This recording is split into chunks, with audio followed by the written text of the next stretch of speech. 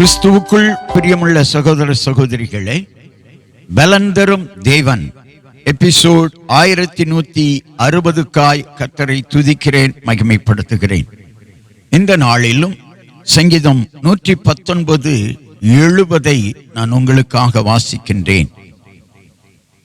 உம்முடைய வேதத்தில் மன மகிழ்ச்சியாயிருக்கிறேன். சங்கீதக்காரன் சொல்லுகிறான், ஆண்டவருடைய வார்த்தைகளிலே மன மகிழ்ச்சியாயிருக்கிறான்.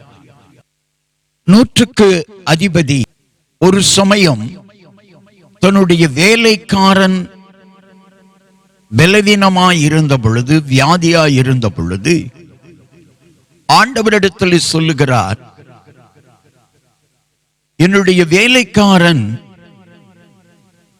பலவீனமாயிருக்கிறான் என்று சொல்லி ஆண்டவர் சொல்லுகிறார், நான் வந்து அவனை சுகப்படுத்துவேன் என்கிறார்.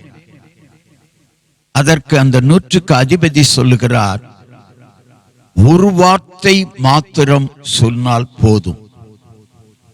ஆண்டவருடைய வாயிலிருந்து வருகிற வார்த்தையின் மூலம் என் வேலைக்காரன் சுஸ்தமாவான் என்று சொல்லி அந்த 100க்கு அதிபதி நம்பினான். ஆண்டவருடைய வார்த்தை சுகம் தருகிறது, பலன் தருகிறது, தைரியம் தருகிறது, மன மகிழ்ச்சியை தருகிறது.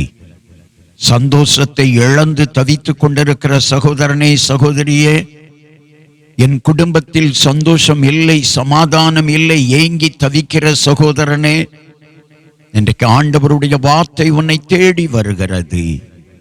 கர்த்தருடைய வேதத்தை வாசி.